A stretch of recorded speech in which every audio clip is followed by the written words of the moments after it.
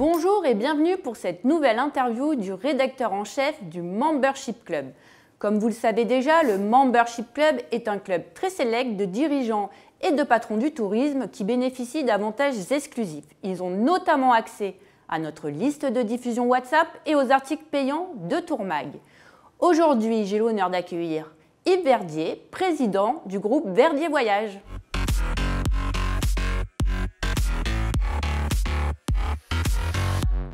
Bonjour Yves, bienvenue. Merci pour l'invitation. Bonjour Céline. Aujourd'hui, vous êtes glissé dans la peau du rédacteur en chef du Membership Club. Alors, Ouais. qu'est-ce que cela vous a évoqué? Déjà, là, je suis très bien installé, oui, dans les locaux de Tourmag, un quartier très sympa à Marseille. Ça m'a évoqué, peut-être on va parler de, je sais pas, de l'avenir du tourisme. Enfin, c'est très intéressant toujours d'échanger avec des journalistes qui régulièrement et quotidiennement nous envoient des infos. Donc, on va voir comment vous procédez un peu. On va voir ce qui ressort des Voilà, sujets. On n'a qu'à voilà. se mettre au boulot maintenant. Exactement, oui. Plus largement, le groupe Verdier donc, est basé à Rodez. Comment se passe l'année 2025?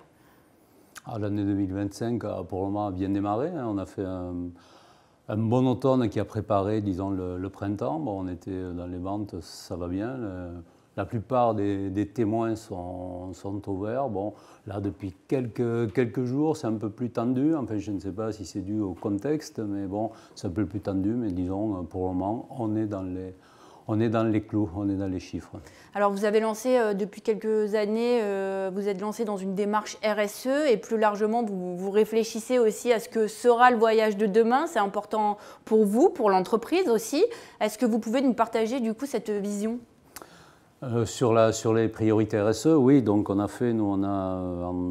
c'était fin 2023, donc on a décidé d'inclure, disons, la RSE dans notre stratégie, c'est-à-dire de graver ça dans du marbre pour le futur. Donc, on a travaillé avec une agence qui nous a accompagnés pendant 9 ou 10 mois pour sortir, disons, l'essentiel de cette démarche. Donc, ils ont interviewé des clients, ils ont interviewé les salariés chez nous, ils ont interviewé la direction. Enfin, il y a eu tout un tas de questionnaires, d'analyses, d'ateliers. Et on a défini trois piliers principaux, donc, qui vont nous accompagner dans les futures années, enfin, qui vont nous guider et nous orienter pour les 3 futures années. Alors justement, en ce qui concerne les piliers et puis aussi ce qui concerne le voyage. Alors les piliers, donc le premier pilier, c'est de faire des voyages éco-responsables, disons inspirés par l'éco-responsabilité, avec bien sûr des résultats factuels. Le deuxième pilier, c'est l'information aux voyageurs, c'est-à-dire on sait qu'il faut que les voyageurs soient bien formés parce que la démarche RSE, pour eux, ils ne la comprennent pas nécessairement, donc il faut leur expliquer que peut-être ça va leur demander des efforts, etc. Et puis le troisième pilier, donc, qui concerne les équipes, c'est-à-dire de mettre en priorité donc, le côté social dans l'entreprise, voilà, avec les collaborateurs, parce que nous formons une équipe engagée pour l'entreprise et pour l'avenir. Donc voilà, grosso modo, les 3 axes qui vont nous guider. Est-ce que cette démarche RSE vous aide dans le recrutement? Alors vous êtes à Rodez, est-ce qu'on parle de plus en plus que les salariés veulent du sens, sont en demande de ces politiques-là? Est-ce que c'est un feeling que vous partagez? Déjà, être à Rodez, c'est une démarche RSE, puisqu'on est à la campagne, on est dans la chlorophylle, et Rodez a été encore, dans une récente étude qui date de 3 semaines, la 5e ville où il fait bon vivre en France. Donc c'est vrai que déjà c'est un peu un challenge d'être installé à Rodez, mais bon, il y a beaucoup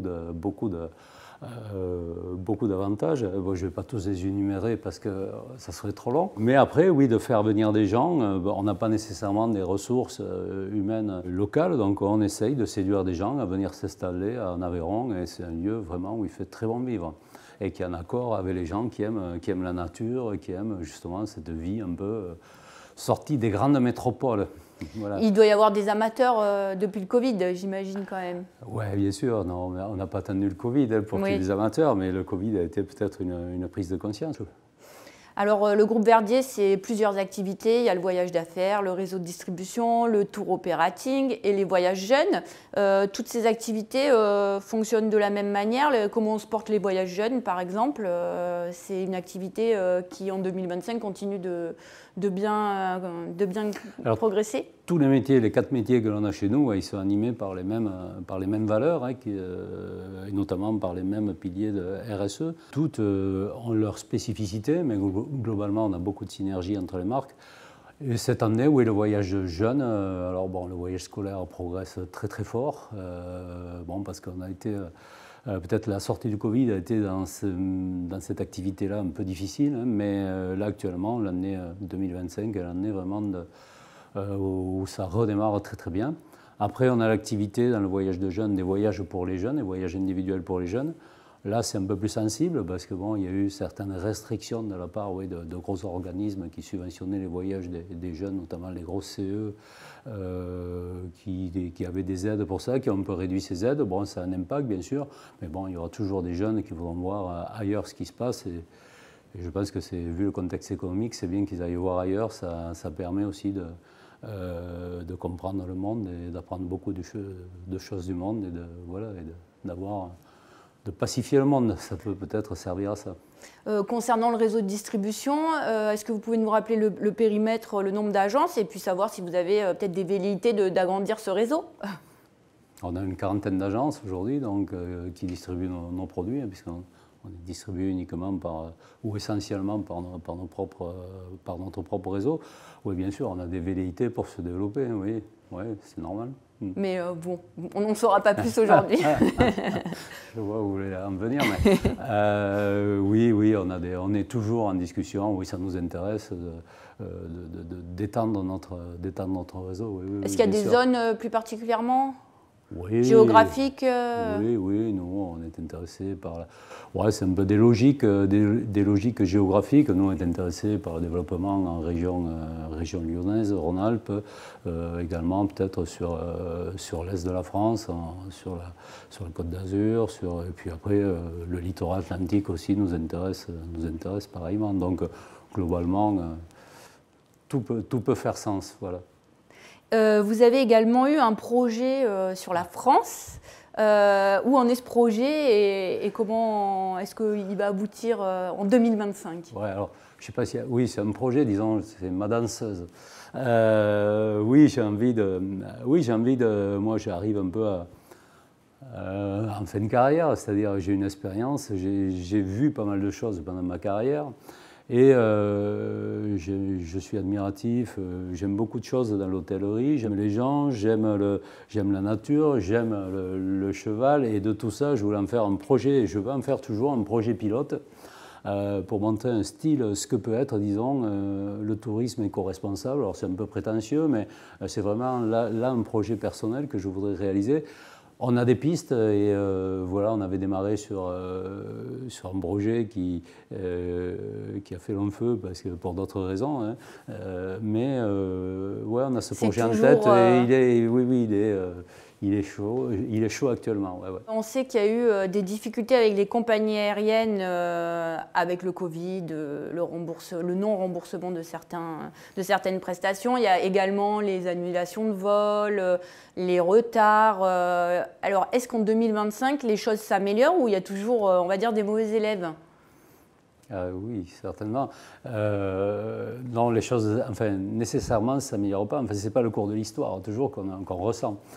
C'est-à-dire les compagnies, il fut un temps où elles s'affichaient comme des partenaires. Aujourd'hui, bon, on est un peu... Je pense que les professionnels, je pense que l'ensemble de la profession partage cela. On n'est pas nécessairement aligné sur des intérêts communs. C'est un peu regrettable, c'est-à-dire on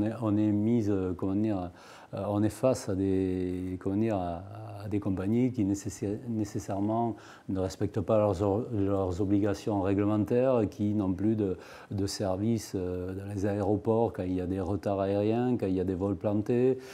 Et je trouve ça dommage parce que, alors nous, on peut se substituer à eux, mais il faudrait au moins qu'il y ait une reconnaissance là-dessus et qu'on ait plus de partenariats. Ça, c'est un vrai...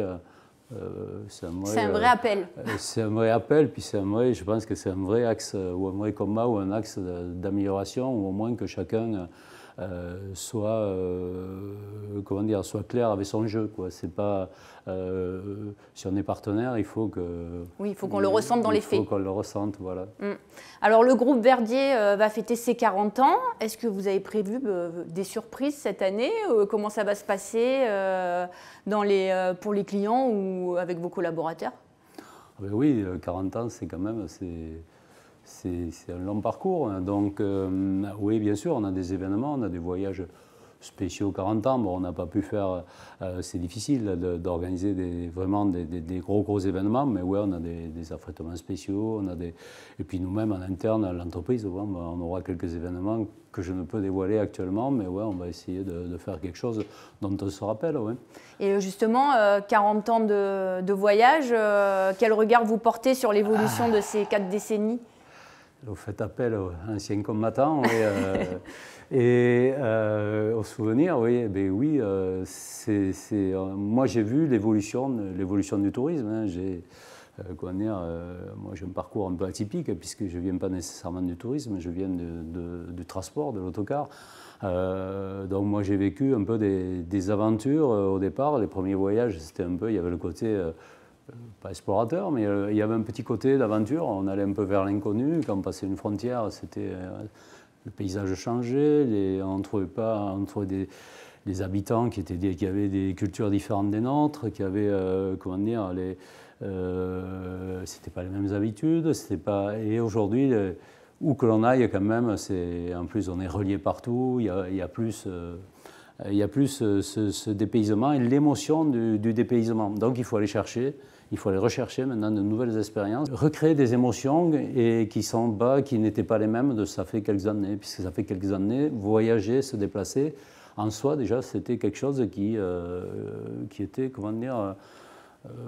qui était enthousiasmant, aujourd'hui ça ne suffit plus. Il faut aller chercher, donc à travers de thématiques, à travers voilà, mais c'est le rôle de l'agent de voyage, mais c'est un nouveau rôle peut-être. C'est ce que vous prônez à travers vos voyages, voilà, avec les thématiques. Voilà, on est passé de l'agent de voyage, ça fait quelques décennies, c'était un logisticien, c'est-à-dire il s'occupait de la logistique, c'était compliqué, réserver un hôtel, réserver un billet d'avion. Aujourd'hui, c'est très facile à faire, sauf que finalement le service qu'on peut offrir, l'agent de voyage, il peut offrir un service encore plus fort parce que c'est de plus en plus complexe. On a toute l'info possible, on est revenu à la case départ puisque trop d'infos tue l'info.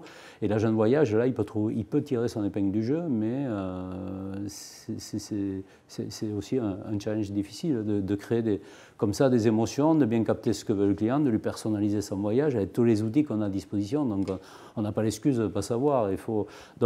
Ça demande, c'est un métier complexe. Il faut de l'engagement, il faut beaucoup de compétences, de connaissances, et peut-être après on aura, j'espère, le super savoir de l'intelligence artificielle qui va encore nous aider à mieux faire ça. Pour les 40 prochaines années. Et voilà, donc après comment on va bâtir tout ça, je ne sais pas, mais enfin on y réfléchit. C'est passionnant et je pense que le métier va continuer à évoluer longtemps. Bah écoutez, merci Yves. Très bel anniversaire au groupe Verdier. Merci. Et moi, je vous donne rendez-vous pour la prochaine interview du rédacteur en chef du Membership Club.